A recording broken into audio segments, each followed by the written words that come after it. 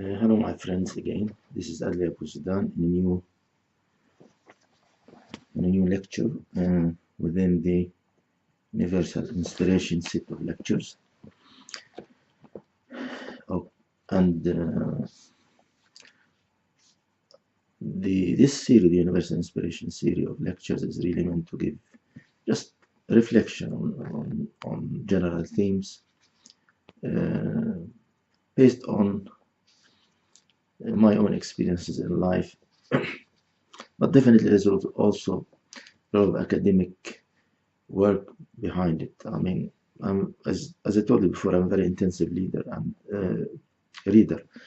and I try to read as much as I can. So surely they are mostly reflections, but also they are coupled to academic literature, though the emphasis is not really on the academic side of things, because these are general lectures for everybody. And in our network, or the people who are listening to these videos, some of them are well educated. They are professors, and they are doctors, and they are people who have been in universities. But we have people who are also not that much educated. So I have to place these lectures in a way that everybody will benefit of it. And that's why you will see some kind of moderate complexity of these lectures. They're not that much sophisticated, so that we cannot lose the people who are probably are not that specialists in their areas, but they have a content which appeals to the people who are well educated. And that is a challenge in these lectures. In this Universal Inspiration series, I have run up to now three lectures. The one was just general introduction. The second was about success, and we talked about how we define success, which is the core thing when it comes to really trying to be successful in life. And I reflected on how I see success really, and how it is important for the individual to be aware of how he defines success. What is success in life? And in that, we really have to be very self-focused. We cannot just borrow other people's ideas about success and happiness and think that they apply to us. Every one of us is a very unique individual, and that's why we need to really define our success out of our own desires, our own inspirations, our own willingness, our own conditions, our own philosophy in life. And there is no general way to define success. If somebody tells you that just accept success definition as others, then he really is not honest with you. Success always, how we define success is a very deep reflection of our own convictions in life and experiences. And I insist that this has to be very individualistic. What's probably good for me, maybe it's not good for you. What's good for you, maybe not good for me. So that's why in defining success in that lecture, I did not go into specific. I did not try to impose my own definition of success, but I wanted to kind of make you think about how you see success, because that is the first point, or that is the start point in adjusting yourself really to live a happy life. And then we talked about the process itself, how we go on succeeding, and we talked about. I said that we talk about three issues related to that: the goals and how we define them and select them. And I had a lecture about that, which was lecture 3A.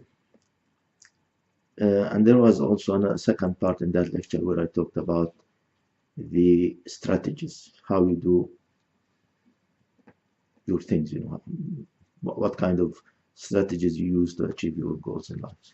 In this lecture, which is really the part B of the third lecture. That's why I give it the code 3B. You know, every one of my lectures has a code.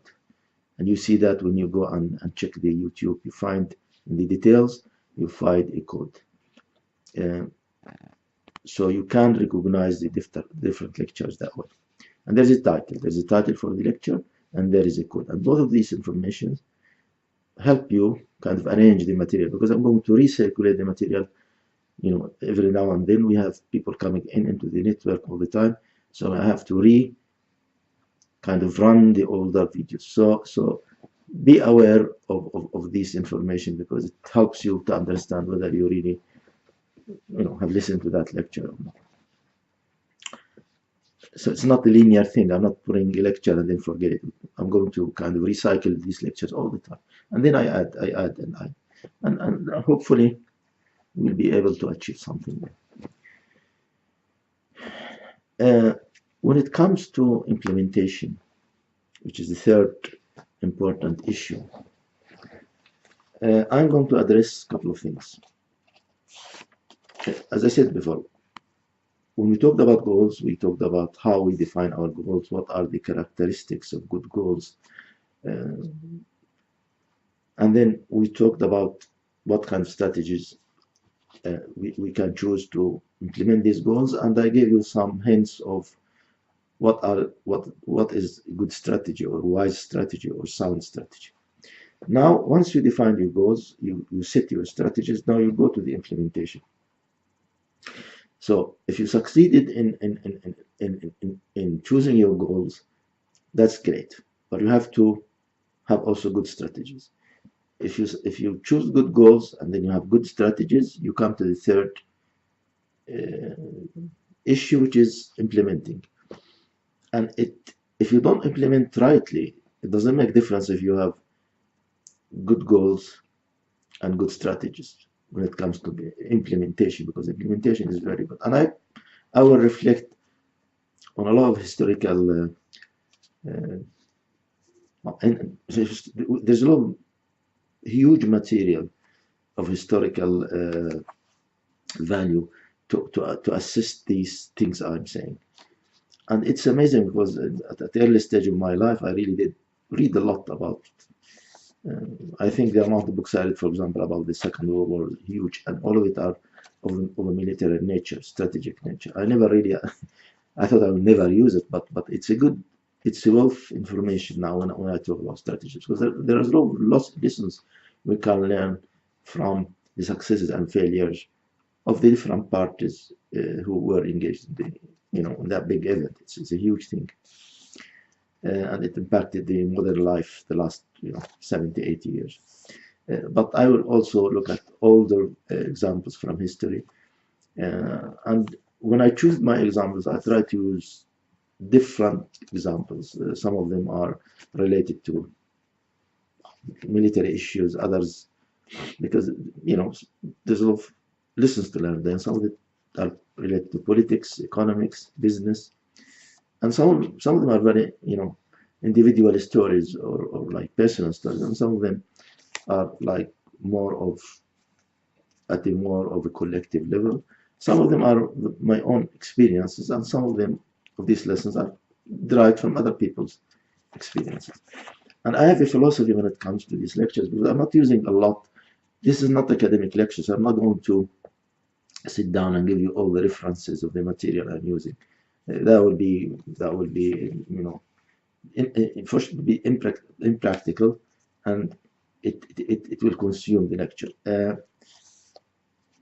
But if somebody of you, if anybody listened to me now and he was just like want to know, this kind of story, where I based it from, or what kind of books that talks about what I says, then he just email me, and I'll be very happy to provide resources or sources for him for that kind of material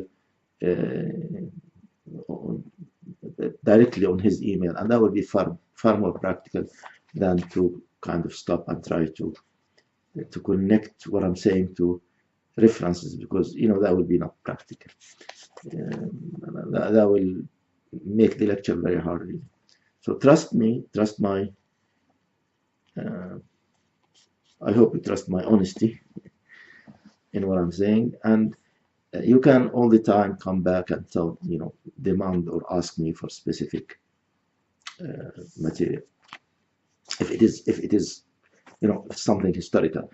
Naturally, personal experiences, I cannot put it. I am the source of my experiences. And even, the experiences of close friends to mine are also kind of personal. But things about that are, of historical significance, or things that I derive from history lessons, you can send me, and I'll give you the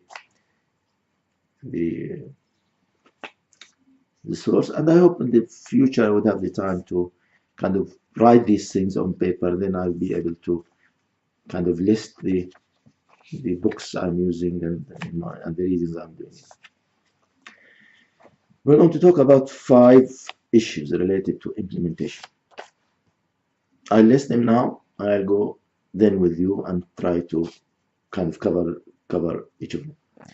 The first one is the time factor in implementation. I'm talking about implementation now.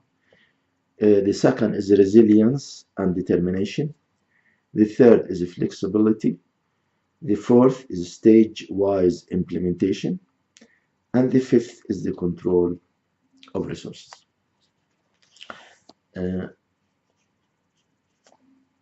First, time factor.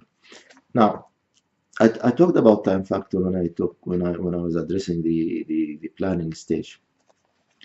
But it also is important that when you implement your plans, that you have to be able all the time to stick to timetable. I mean, if you decided for a project, okay, and that's about, that is the essence of project management. It's controlling time and resources. That is project management. So you have planned, you have for your project, and you have timetable. You really have to stick to that timetable, and you have to try to achieve what is required according to the plan. And all the big projects, people who work with construction and civil engineering, they know that any project has a plan with dates and hours, and every time you have to achieve something. And if you do not follow that plan, at the end the project will fail. You can have very good planning, you have good time frame for what you're doing, okay, at the planning stage, but it is important also to follow it at the real stage. I mean, I'll give you an example. If you have project which is a building that you want to build, a huge building, a new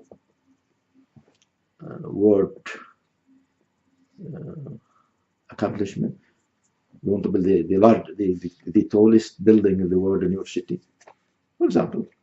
You have now a project in Gothenburg where there will be built a huge building, high-rising building, which will be the highest in Europe. People who plan this project have decided on timetable. 4 years, 5 years, I don't know exactly. I do not see the plan, but I know that everybody in Gothenburg knows that the project now is accepted and it's approved. Now I'm supposed I'm a civil engineer who is responsible for this project. I have a plan, and I made that time plan after real consideration and deep thinking. And the plan tells me that I have to accomplish certain things every, for example, 1 year. Let's say it is 5-year project, and I'm doing 20% accomplishment each year. I really have to stick to that. I really have to stick to that. Now, in reality, sometimes there will be some deviation. Maybe, for example, the first phase I only finished not 20%, not 18%. It can happen.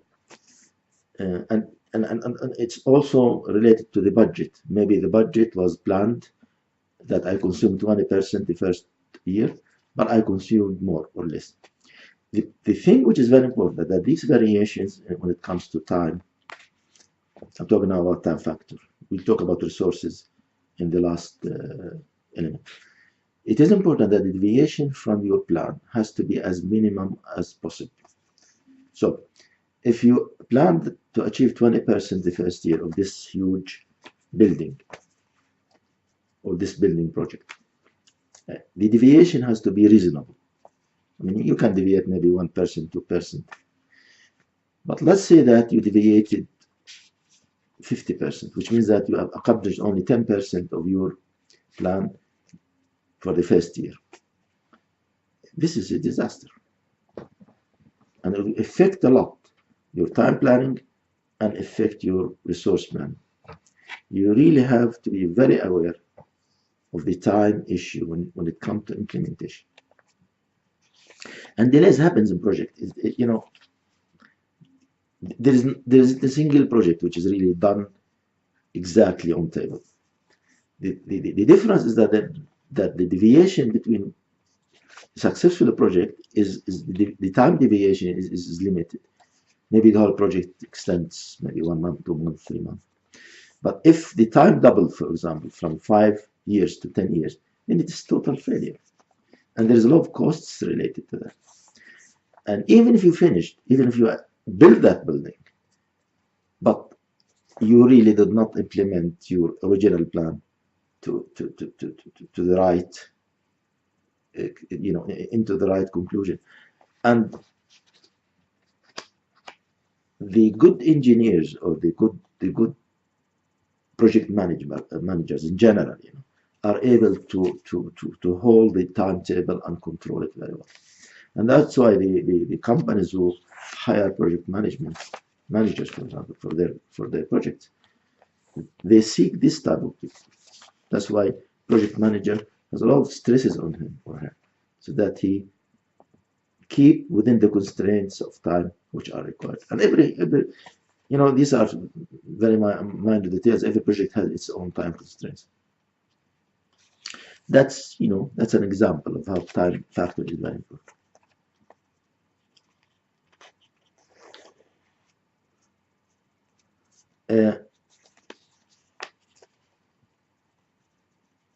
You know, there are many like lessons from history when it comes to the need to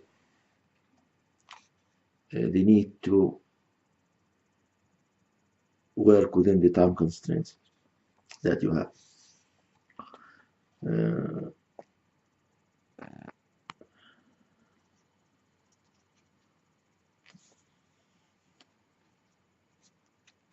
I'll give you another example from astronomy, from space technology. There are people now talking about sending human being to Mars. Now, technically, we can send people from Earth to Mars anytime we wish.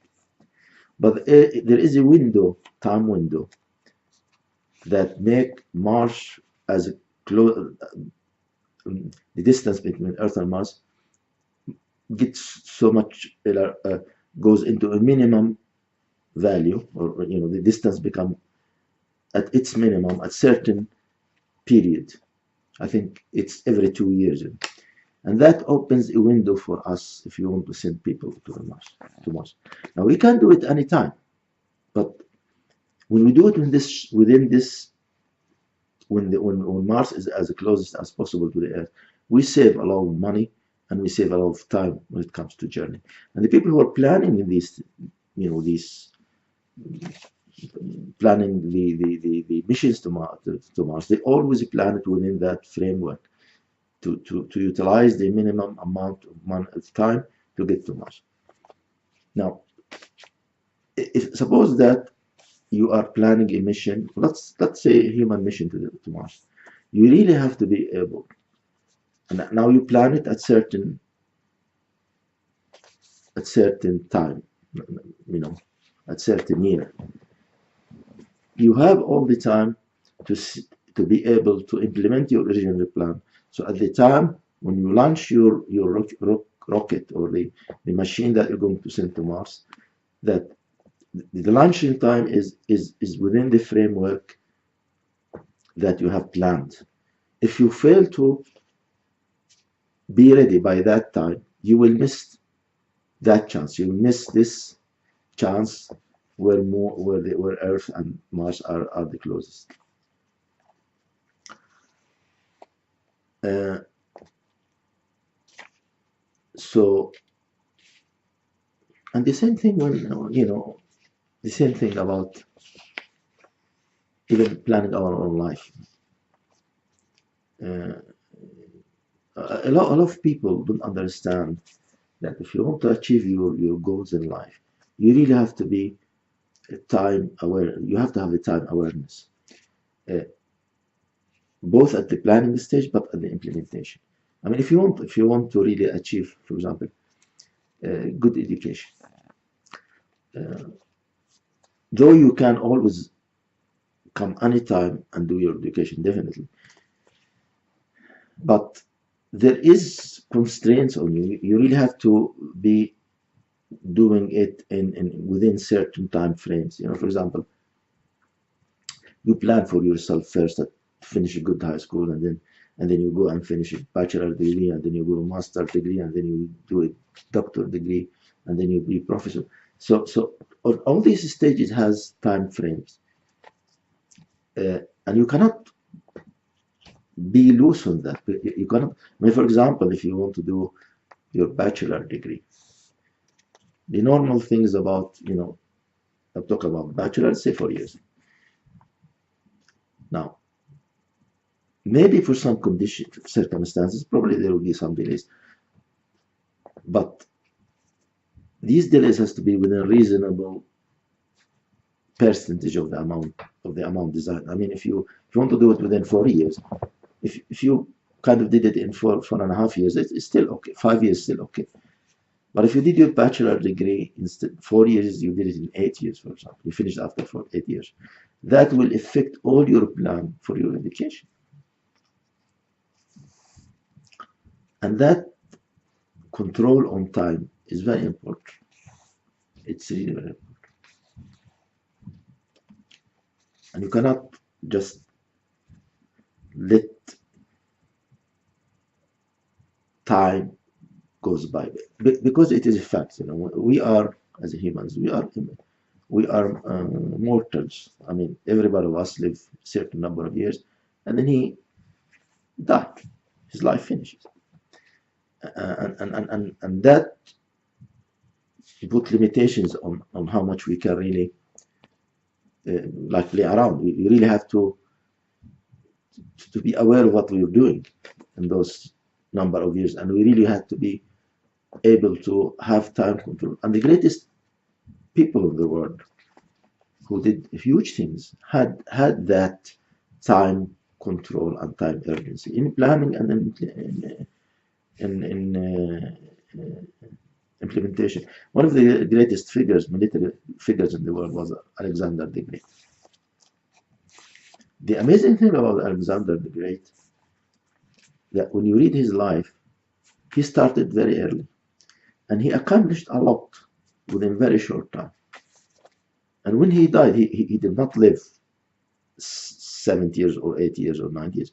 He died very, very young. I think, I'm not very sure, but I think he died, in the span of, I think around 40 or 30 something, He did not live long, but he accomplished greatly through his life. He started very early as a leader for the Macedonian armies, for the Greek armies, and he died early. But when you look at his achievements, it's amazing. I mean, what Alexander did in his life, in his like 20, what he did in 25 years, probably took another general, a couple of generals' whole lives to achieve. But he was very time-aware person, and you can see that in his battles, that all the time he was very keen to minimize the required time to do things, and he was all the time has a real connection with the time impact on his plans and on the resources impact on his life. And that's why he succeeded. It's not because he was a great warrior, but it's not his physical active capacities that made the difference. It's his ability to understand what is required to win, and his ability. These are the strategies, and his ability to implement what is required in reality, including understanding the time issue. That's one. And there's another thing also related to time is that, as I said, that you have to follow the plan, but also you don't have to be feeling pressed by time. There are some people who become very paranoid when they start their projects because they get nervous once the time was starting to kind of glide away. Instead of focusing, they become erratic and they lose control. Whether as I said, you have to control your time, but also you control your emotions in relation to time. You should never let your worries make you nervous, because then you will lose your strategic thinking. You will do great mistakes. And one of the great examples of that is what happened in the again, I will use a lot of material from the Second World War because I read a lot about it. I'm very interested in strategies. That's why a long time ago. One of the problems that happened during the Russian campaign, the German-Russian campaign, is that once the Germans start meeting real resistance in Russia. Before it was easy, France was easy thing. All the other campaigns were easy because things went according to plan. But in the Russian campaign, there was stiff resistance from the Russian people, and that is upsetted the schemes that the higher command in German higher command has put to itself. And instead of keep the original plan, the leadership and most specific Hitler himself couldn't hold the original plan. And for example, at the beginning, the whole German plan was focused around surrounding key cities, Leningrad in the north, which St. Petersburg, Moscow in the middle, and Stalingrad at the south. And the whole purpose was to encircle Moscow, and finish the war. But once these cities, once Leningrad started to resist in a heroic way, Moscow also resisted, and Stalingrad resisted. So the focus of the whole German leadership changed totally. Instead of sticking to the original plan, Hitler changed the plan and he focused on achieving victories in the south, because he wanted to show the German people that he is victorious.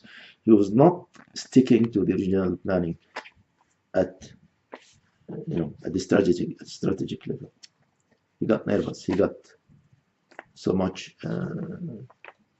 irritated about the lack of success, and definitely the professional German army leaders, they knew that this is going to lead to catastrophe, and they tried to stop him, but he did not listen to anybody, and anybody who opposed him was kicked out, and the whole German original plan just collapsed.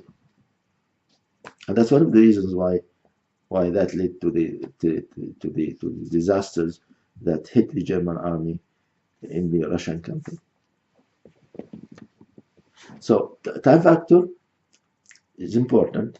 It's important to plan well. But when you apply the plan, you have to stick to your timetable, and you have to be even if there are strains on the timetable, you still have to be in control, and you still have to stick to your original plan, the general guidelines of it. Now the details is another thing, we'll talk about that when we talk about the flexibility. Small changes are not the problem, but when you abandon your plan, that's where the catastrophes start. The second thing is the resilience. And by the way, this time factor thing, there's a lot of things in my own life experiences I can share with you, but there is no time for that. Each of these elements need the whole lecture, but this time I'll just go through as a quiz. I give you just the background about it. The second element is the resilience and determination. Now, as you plan your objectives, and as you implement them, there will be difficulties. And I tell you one thing: anybody in this world who thinks that success in life comes without real effort, he really a dreamer. Anything we do in our life, any goals we set for ourselves to achieve, need us to steadfast and continue doing them and always have the determination to do them. And I'll take one example from my own life because about this resilience. When I was in Kuwait, I finished my high school and I wanted to go to engineering school, do engineering studies. And because I am not, I'm a refugee in Kuwait, I'm a Palestinian. Things were not easy to achieve that because, there was no available opportunity for me to go into engineering school.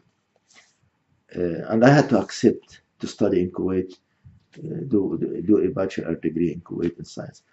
But I always looked at that as a stage, as something. I accepted that temporarily, but I never abandoned my dreams. I always wanted to be an engineer. And I put that very deep in my conscience. All my planning was into that. And I told myself I will never give up on my dreams. And I was determined to get to there. And I knew I had to go through stages to do it. And probably I have to kind of zigzag little, until I get to my goals. Because sometimes you wish to go from point A to point B, but there is no straight line, so you have to kind of zigzagging. I was aware of that. I was determined to get to that point B, which is having education within engineering, a degree within engineering. And not only that, I was also determined to get the highest level possible of education recognition, which is the doctor's, the PhD. Now I'm talking about the degree, not the work. The work, then another thing, there's professorship, but I wanted to get the doctor degree in engineering. Now I started my first education, bachelor degree in Kuwait University. After I finished, I insisted to continue, so I took 2 years. After 2 years, and I remember at that stage, everybody of my friends, they will go and spend their money on movies and on cars. I neglected all that. I was, I tried to save as much money as I could because there was no other way for me to go to, to continue my education, My father comes from a humble family. We don't have too much resources. So I have to create my own resources. So for 2 years, I saved every penny I got. And then I went to 2 years to the United States and I did my bachelor degree there in engineering. And I was planning to stay in the United States and try to do a master's degree and PhD degree. Unfortunately, my resources finished when the money I saved finished after 2 years, and I could not I could not fix my costs after the 2 years, and I had two choices. Either I abandoned totally my dream, or go back to Kuwait and do the same thing, save some money and try to come back. And that's what I did. I went back to Kuwait. I mean, I was accepted for a master degree program in 3-4 universities in the United States, but all of them demanded from me that I spend, I fix my costs for at least one term. I tried, but things were not easy. The conditions of my, the family situation in Kuwait was not that easy. I have brothers who wanted also to continue their education, so the only choice I had in front of me is to go back to Kuwait and just save some money and redo what I did regarding the before I came to the United States. So I went back. I studied. I worked for 2 years in Kuwait Institute for Scientific Research, and I did the same thing. I saved every penny. And people, I mean, to be frank with you, people was thinking that, well, what's going within the mind of Adli? I mean, he should just accept what his destiny and just be happy that he had got that good work. And I had good work and I had good money, but I insisted to do what I believed in. So after 2 years, I applied again, and I got this time an acceptance in Sweden. So I came to Sweden, and I did my master degree in engineering, and I finished it in 1990. I tried during that time, after I finished my master, to find a doctor or a PhD program. For certain reasons, that was not easy. I could not find somebody to kind of sponsor me. So I was forced to not forget my dream, but to delay it a little bit. And then I went into trying to work my life and find job, and I built some companies, but I always insisted on my dream. Then in 2009, I had that opportunity. So I went to a university, Linköping University in Sweden. 3 years, I got my doctor exam or PhD in innovation, entrepreneurship, and project management. I reached my goal. Now it took time, definitely, but if at any of these stages I was not that determined and that persistent in my pursuit of my goals, I would have never succeeded, and I would have never sat down in the way I'm sitting now with you and talking about great things out of true connection to science and ideas and thinking. So persistence is very important. Determination is very important. And I have many stories in relation to that, many great stories. There's no time now to go to all the details, but without true persistence and determination, it doesn't make any difference. You can have the best plan in the world. You can have on the paper the best plan of your success. If you don't have persistence and resilience, you cannot clear it out. At certain points, you will have difficulties, setbacks, and you have all the time to be believer in your dreams. There's one thing I will tell you, my friends. If you really don't believe in what you do, and I mean believe in total depth, nobody else will believe in you. The great thinkers in the world, the great philosophers in the world, the prophets in the world, what characterized them is their true deep conviction in what they do. And that conviction is what made other people believe in them. If they themselves did not really believe in what they do, nobody else would have cared about it. So resilience, determination, the ability to stand for what you believe in, and the ability to work for what you believe in is very important. And that is very much related to everything in life, including the entrepreneurship field. Let's be a little bit academic now. One of the characters that an entrepreneur has to have is resilience, determination, because he will be in applying, in trying his project, he will be facing a lot of problems. And if he did not have the strength to keep fighting and keep working hard, he will not succeed. Okay. So we talked about time factor in general, and we talked about resilience or determination. By the way, resilience is not something at the individual level. I mean, even nations, when they go into struggle, if they don't have resilience, they will never prevail. And the Russian campaign, the German campaign in Russia and the invasion of Russia is a great example of that. The Russians, at a certain point in that campaign, they were alone, they were fighting alone, they were fighting armies that has far more resources than them. The thing which helped the Russians turn the tide was their love to their country and their determination to win.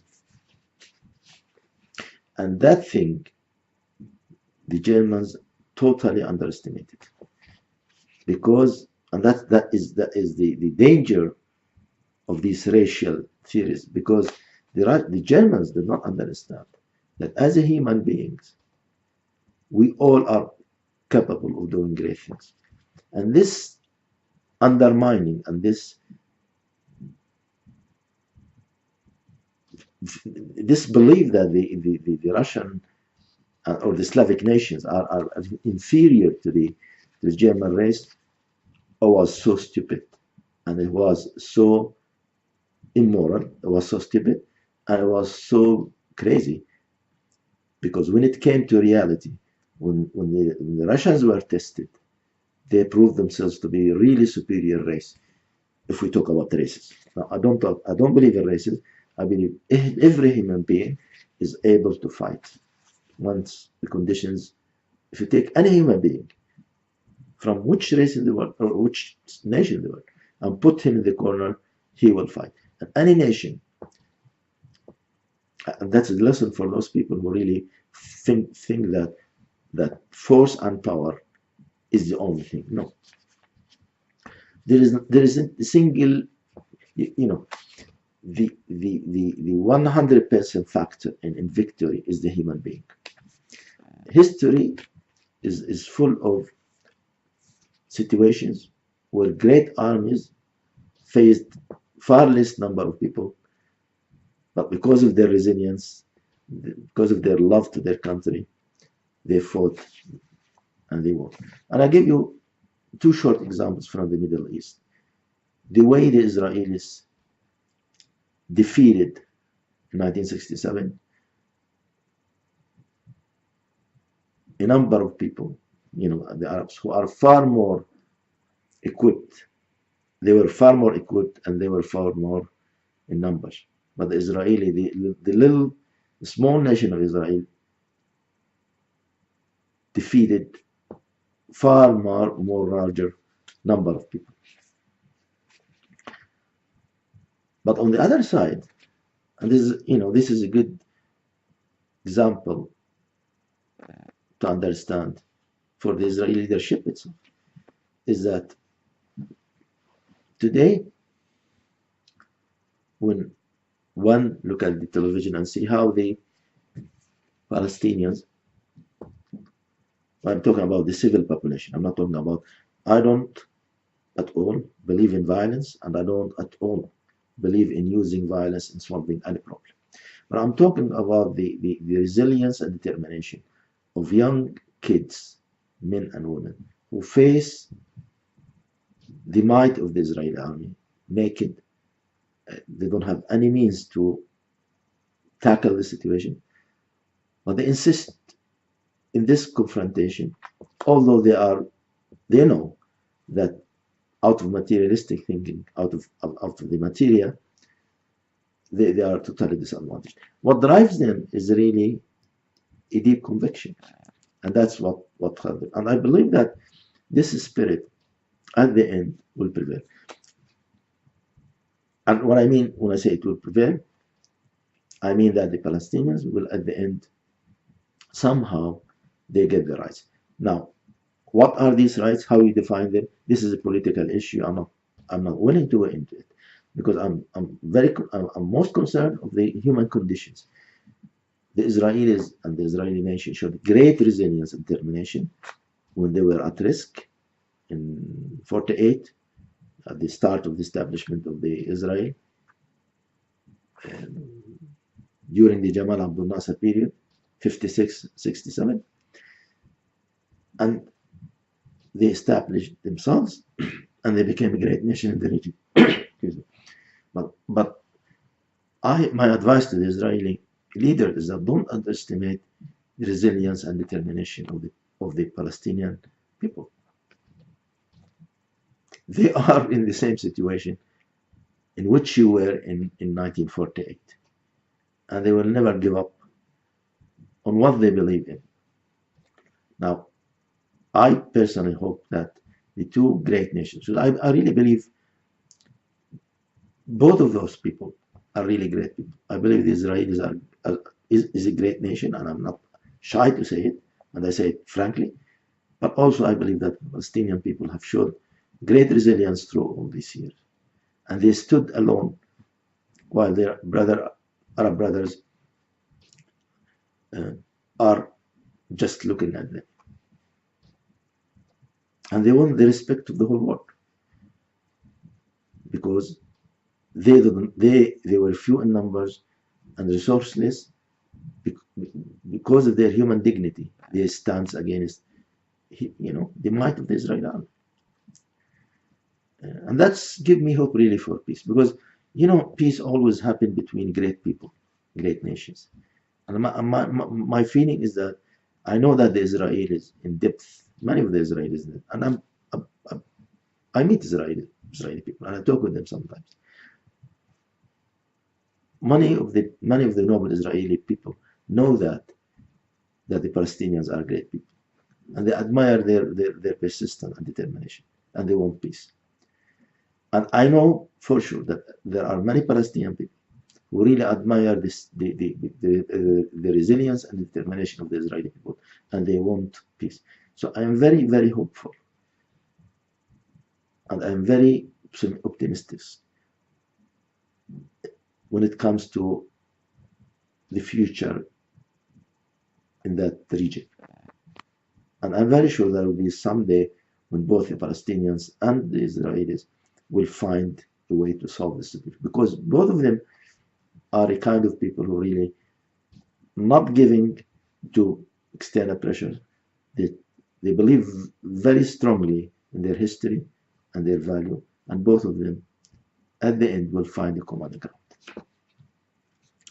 This is my hope, and I'm very sure that will happen one day. The third thing is flexibility. We talked about time factor, resilience. Now I'm talking flexibility. Now, as I said in the beginning, that you plan, but most of the time, the planning, there will be always deviations from the plan. So you need also to be flexible. Now, flexibility doesn't mean that you have to compromise on your goals. Flexibility means that you have to kind of be more patient, find other ways. And as I told you before, in the way I reached my dreams regarding my education, is that I did not go from point A to point B.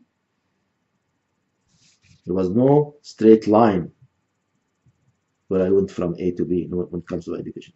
I was forced to change my routes all the time. But at the end, I got there because I had that flexibility in my planning. I knew that probably the plan will not go according, the reality, things will not go according to plan, and I have to be flexible. So flexibility is very important. Sure, you have to follow your plan. You have to be resilient in what you do, but you have also to be flexible and able to change courses, change things, use other methods without giving up on your final goal. Your final goal, okay, has to be clear in your mind, and you cannot compromise in that. I mean, I could never have compromised on my willingness to complete my education up to the PhD level, finish my doctoral exam, and finish the PhD in management.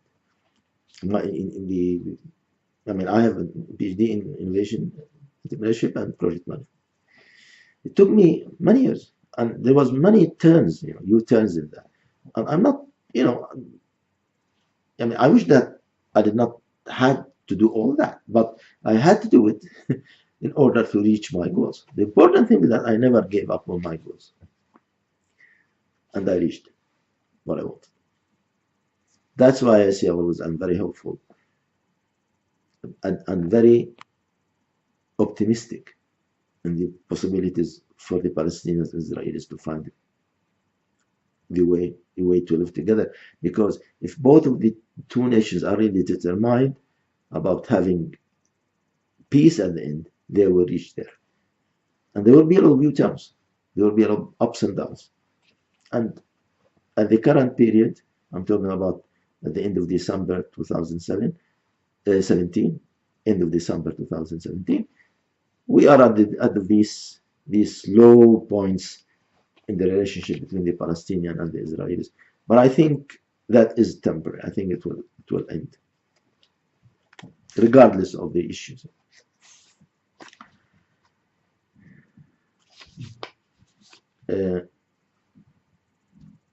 And the greatest military leaders in the world, they had the advantage of being flexible.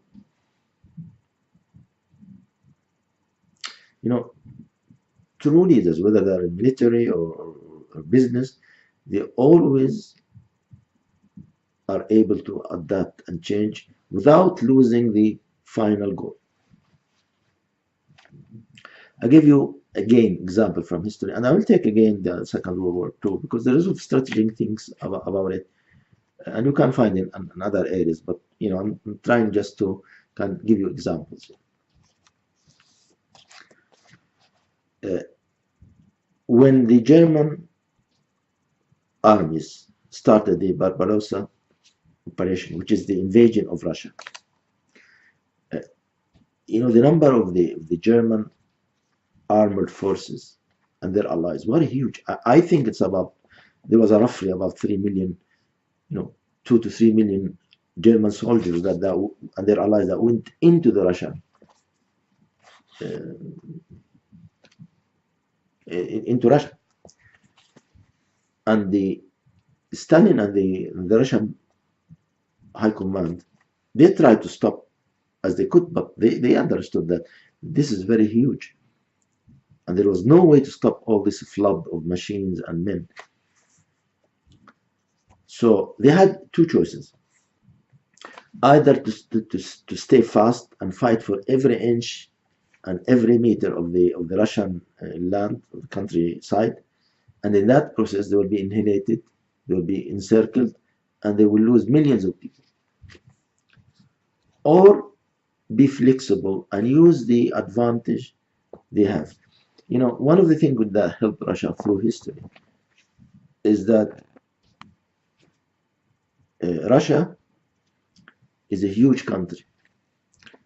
So the Russians could avoid to lose land without, the whole country being collapsed. That's something that wasn't available for France, for example, or for Poland. But Russia had that advantage. So what they do is that the strategy that the Russians took is to withdraw, and let the Germans go in depth of the Russian land, on Russia, and consume their energy. And they did that through through the first 2 3 years of the war. The Germans were the Russians were retreating, and the Germans were attacking all the time until the I mean, the first year was mostly defensive war. The first and second year was almost a defensive war, where the Russians were really just absorbing the bulk of the German aggression. And then the third year of the war and the fourth year of the war, the Russians turned the tide and they started attacking. So flexibility is very important. And then they won the war. On the other hand, the Germans were totally inflexible. They were hooked so much to their plans, and they never really tried to re-evaluate what they were doing. And that's what happened when you have really people who are almost at the edge of craziness and disrespect for other people. All of this because the Germans never imagined that the Russians are able to run a huge campaign smartly and utilize their resources so effectively. That looking down of that underestimation of the Russians' capacity at the end was the killing weapon that finished the German invasion to Russia. And I think flexibility is very known concept, and it is clear what I want to say, and I don't want to go deeper into that. As I said, each of these is really five elements, need a whole lecture for it, but I'm trying just to give small hints. So time factor, resilience, determination, flexibility. The fourth thing is stage-wise implementation. Now, as I said that in the implementing, we talked about in the stage-wise in the planning, but you also have to do things stage-wise in implementing, because your plans may change, but you have to do it stage-wise.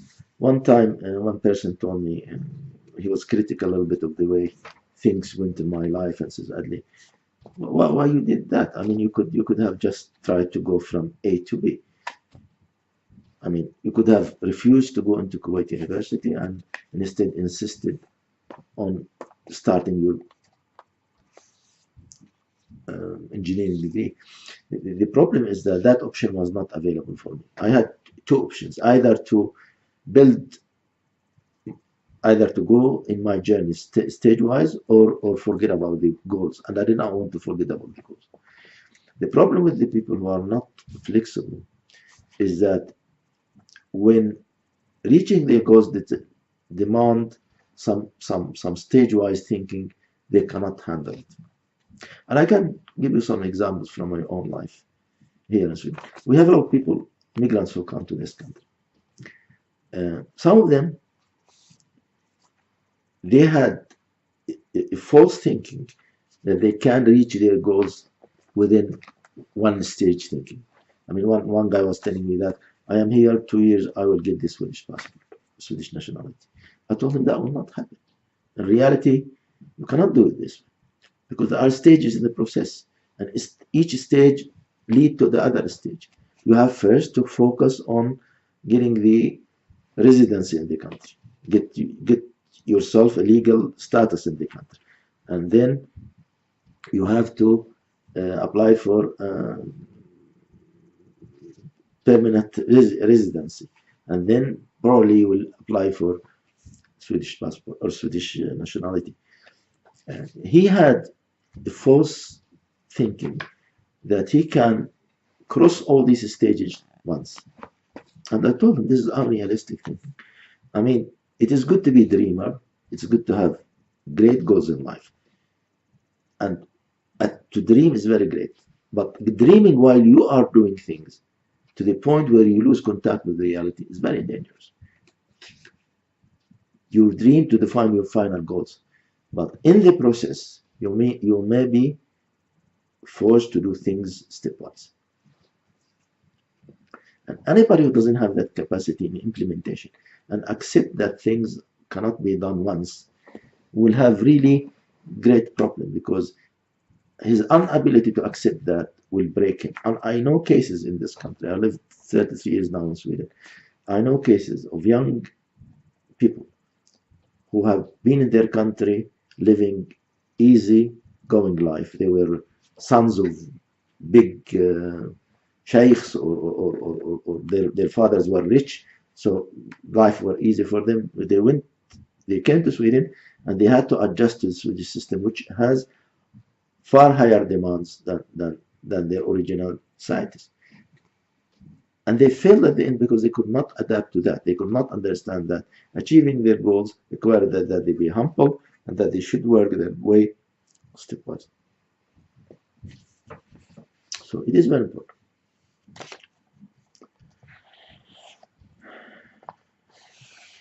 One of the great successes, actually, to the Zionist movement in Palestine,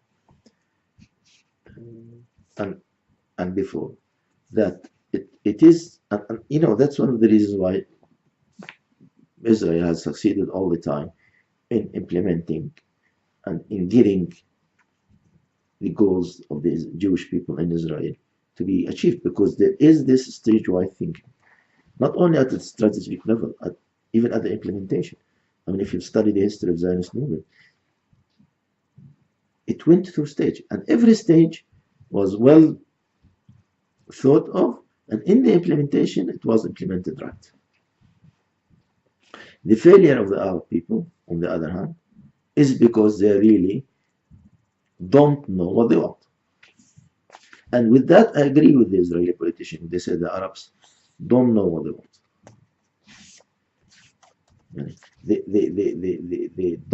They have not taken a decision whether they want to have peace or they want to have war, or what they want really exactly. If you take any Arab politician, I'm talking about the politicians. I'm not talking about the normal people. I'm not talking about the people who lead the Arab people in this conflict with Israel. If you told them, what do you want? Do you want peace? Yes, I want peace. Are you working for that? No. Okay. Do you want war with the Israelis? Oh, yes, we want war. Okay. Are you playing? I mean, what do you do? And at the end, you really have to be honest with yourself. That, now, surely I don't want anybody to plan for war, but what I'm trying to say here is that when you don't understand what you want yourself, how you want the other people to understand you. On the other hand, the Israeli leadership understand well what they want. And I admire them for that, because I admire a person who knows what he wants. I don't have respect for somebody who really just bubbling words. And when you ask him, okay, can you put what your ideas in? Can you write a couple of meanings so that I understand what you want? No. I have.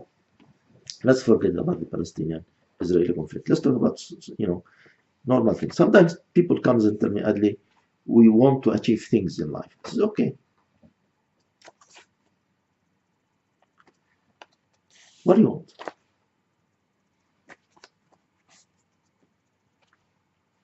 He doesn't know. He dreams of cars and beautiful life and beautiful ladies and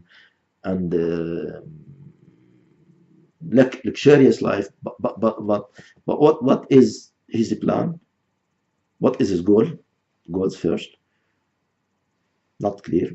What is his strategy? It's not clear. And how he's going to implement them? It's not clear. He wants to be rich. Somebody, he was a businessman in his country. He came here, and we talked. I was explaining for him the way business is run in Sweden. He says, I don't have time for that. I want to be rich within a couple of 2-3 years. I want to have a lot of money. I'm used to that in my country. I tell him, yes, in your country, because there is no laws. You don't pay taxes. Nobody check what you're doing. You can't buy anybody you want. You give him some money, and he will give you what you want. But we live because your country is lawless country. There is no laws there. But you live in a country where there's laws. There are regulations. Nobody in this country, no businessman in this country, develops his business, you know, one night. It takes years, and it takes stages, and each stage lead to the other. They get stunned. They are not used to this kind of thinking. They think that it's one step thing. It's just one jump and everything is okay. So your implementation for your strategies to achieve your goals has to be stage wise and has to be hooked to schedule. And each schedule, each stage, you need to revise it, and you need to kind of judge it, and you need to control it. The last thing, I have about now 10 minutes, and then I think I'll finish this discussion. The last issue here of importance of those 5 issues in relation to implementation is the control of resources.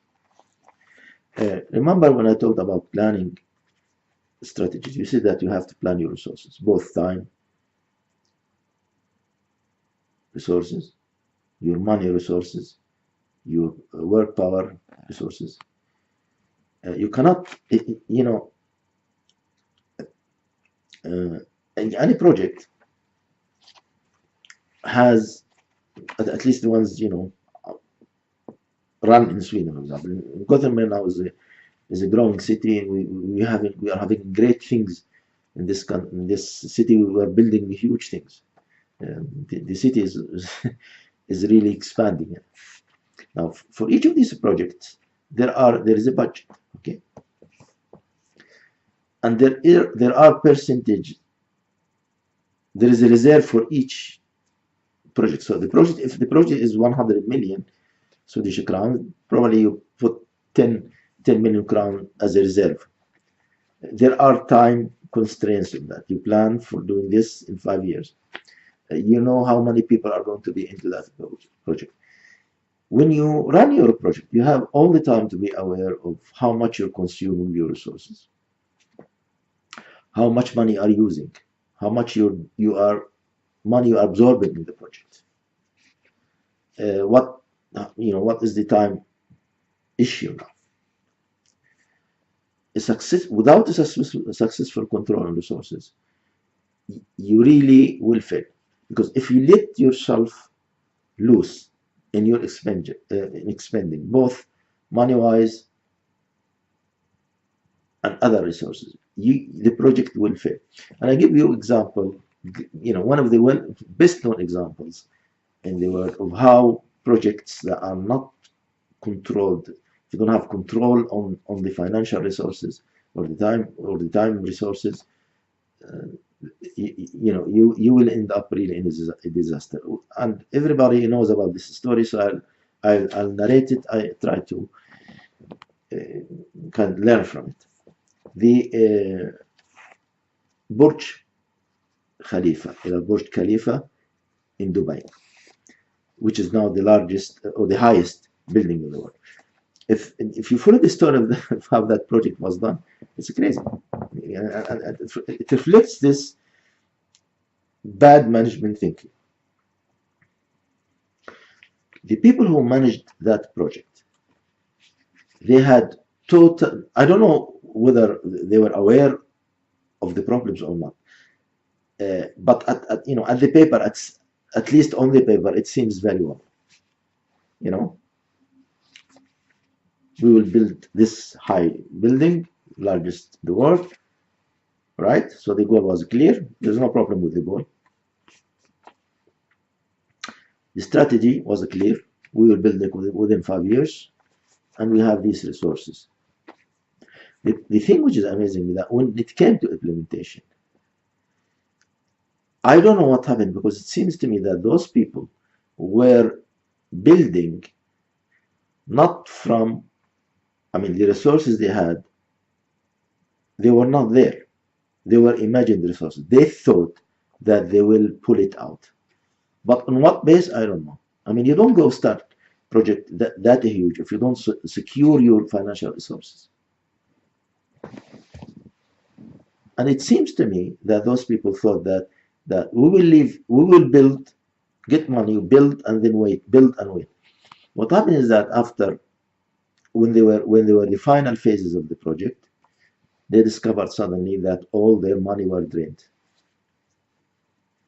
All their money were drained. There is no enough resources, and that is because there was no true control or resources. Either that, or at the planning stage, there was no honest planning. The resources were not there. People thought that the money will come, and it did not come. But at least I know that at the implementation, there was a huge big problem because the project stopped. There was no money to continue the project. And I remember a picture of the project, of the Burj Khalifa, or the Dubai Tower, where the last maybe 20% or were not finished. The project was saved, but how it was saved? It wasn't saved by its managers. It was saved because of simple thing. The original tower was meant to be called Dubai Tower, and it was meant to be something to lift up or to show the world the city of Dubai. Suddenly there is no money. And there is something in the airport. For the good or the bad, it is there. I really don't know, honestly. But I personally, I feel it is for the bad. Nobody take that personal. Because in the airport, people are so much concerned by their own prestige. And they will do anything to get prestige. So the guys who are responsible for the project, they contacted Abu Dhabi, and Abu Dhabi is the Emirates which has the oil. Dubai doesn't have oil. Dubai is totally dependent on tourism and other things. Abu Dhabi has the money, has the oil, and they asked the Sheikh of Dubai, Sheikh Khalifa, to help, and he said, "Okay, I help. I will continue. I have resources. I can continue and let you finish the job, but it will not be called anymore Dubai Tower. It will be called in my name, Khalifa Tower." And that's what's the name of the project, of the tower now. It was finished. The catastrophe in that. What happened if they were not, what happened if Sheikh Khalifa was not willing to pay the money? The project would have failed. Because nobody at that time, no bank in the world would go and lend money to people who are unable to show real implementation skills. The only thing that says the project is this willingness of Sheikh Khalifa of Abu Dhabi to get prestige, and he got it. It's called now Khalifa Tower. But those who are responsible for the project, they failed. They failed. Sure, they were saved, but at the implementation level, they failed because they did not have real control over the resources and did not anticipate that the resources will be finished. And I'm not talking about a small project. This is a huge project. And that's, for me, that's a totally wrong way to do projects. You don't do project and then you hope that people will support you. You first secure your resources and you control them, and you know that, and you know that they are available all the time. And when you implement, you have very hard control on what you spend. Now, there are other huge projects which are done in the world with good management, and the implementation was very great. One of the greatest examples of that is the Channel Tunnel, the tunnel that connects Europe with Great Britain, the UK, the mainland.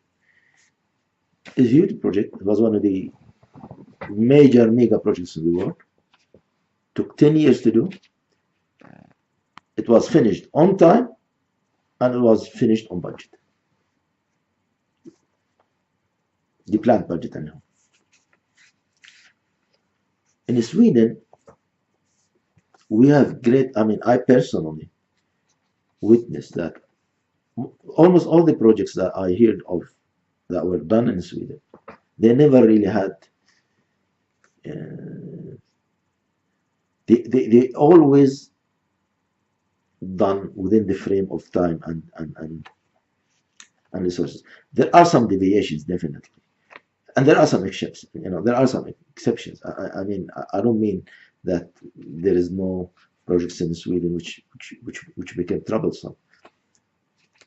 But one of the problems in the Arab world, which is related to the developing the Arab world, is that there are projects which are done,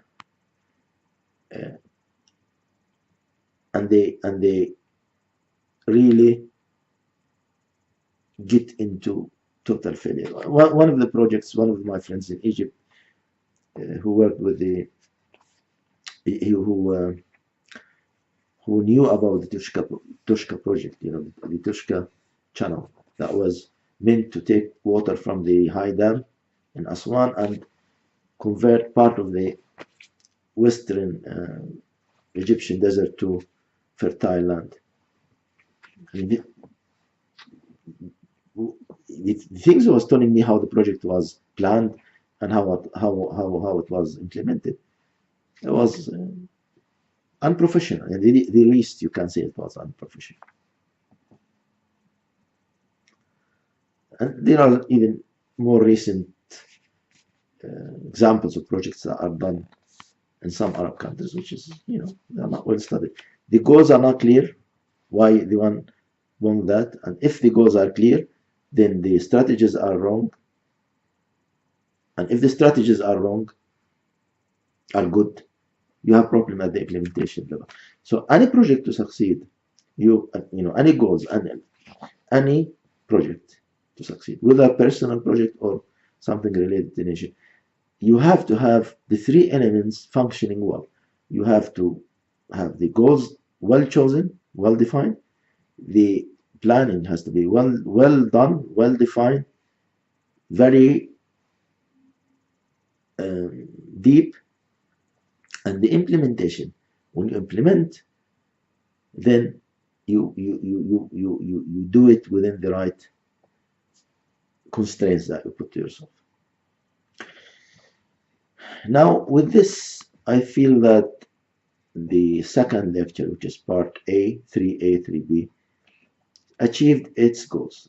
And its goal was to explain to you how you implement your goals, how you transfer your success into reality. I am intending to, in these series of lectures, I'm intending to touch on different issues. And I'm listing them. I have a table where I list these ideas, and I will see what kind of topic that will be for the next lecture.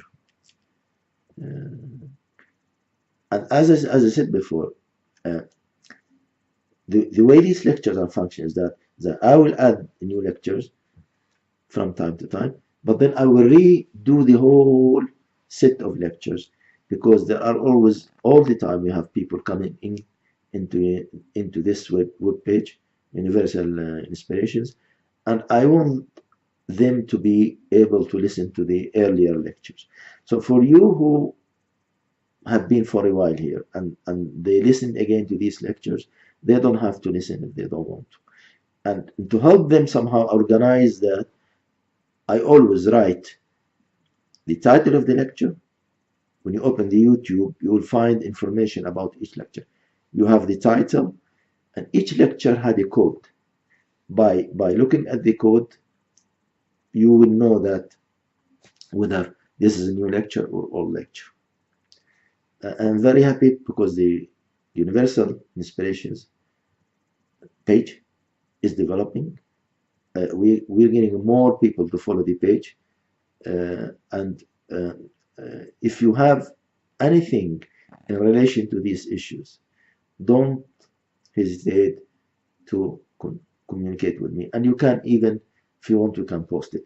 I always respect what the people put on the Universal Inspiration page, and I don't delete anything.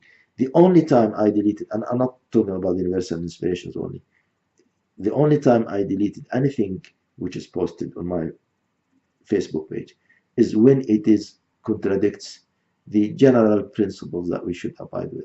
You know, this page, Universal Inspirations page, is supposed to be global arena. We have people from all the religions or idea systems, from different countries, and we should be sensitive in expressing our views. You have the right to express your views, no problem. And you know, that is the purpose of this page.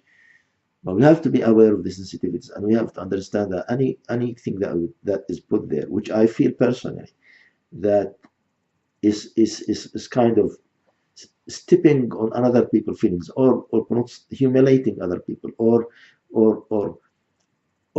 doesn't have reflect respect to other people, I will delete it. And not only that, if you know, I will delete it, and I will consider it a reflection of the kind of thinking that the person is. If that is repeated many times, then I have to get out that person from the page, because I want this page to reflect my belief in love and peace between people.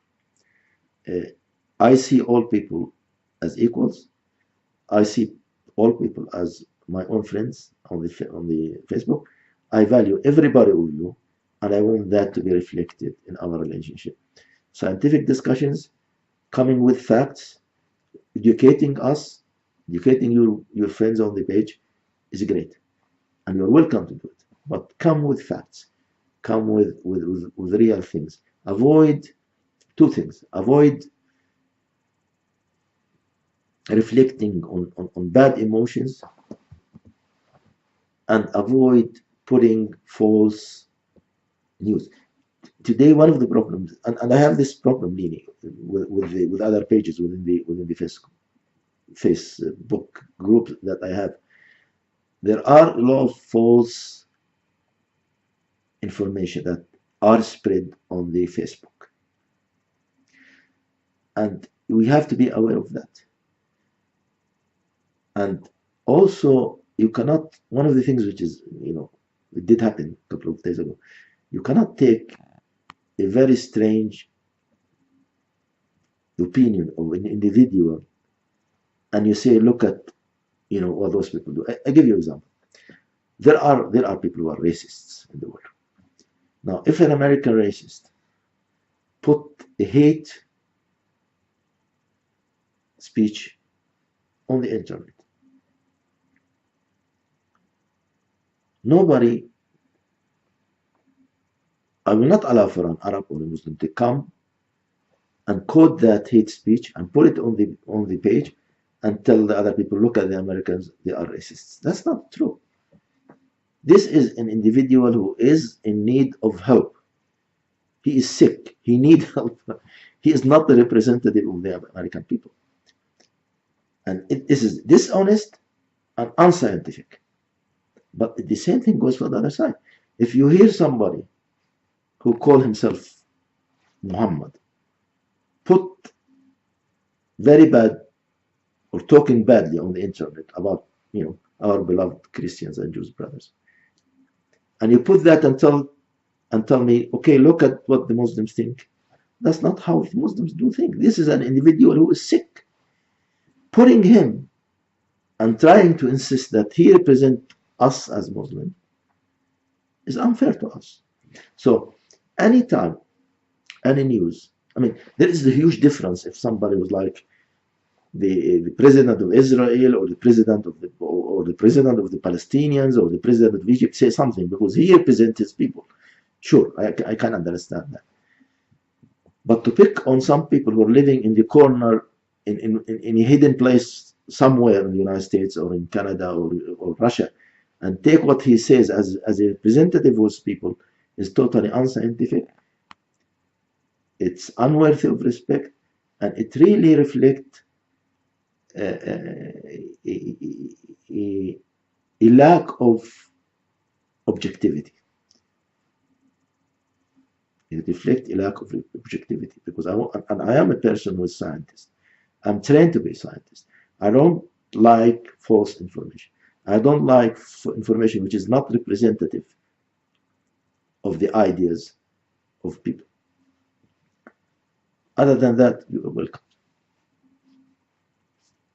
And I hope really you enjoy these series of lectures.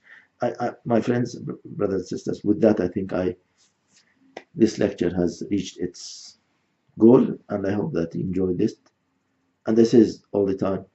You don't have to run all the lectures. You can split it in two if you want. With that, I will greet you. This is Adli Abouzeedan. I greet you with love and peace. And Merry Christmas for everybody of you. I record this on the 23rd of December, so it is a Christmas season. So I say to everybody, Merry Christmas to everyone on this planet. And I surely hope that the coming year, 2018, should be far better than the year that is behind us. Wishing you a Merry Christmas, wishing every human being, every soul in this earth, a happier new year. And I greet you. I leave you with a lot of love and respect. This is your brother in humanity, Adli Abouzeedan.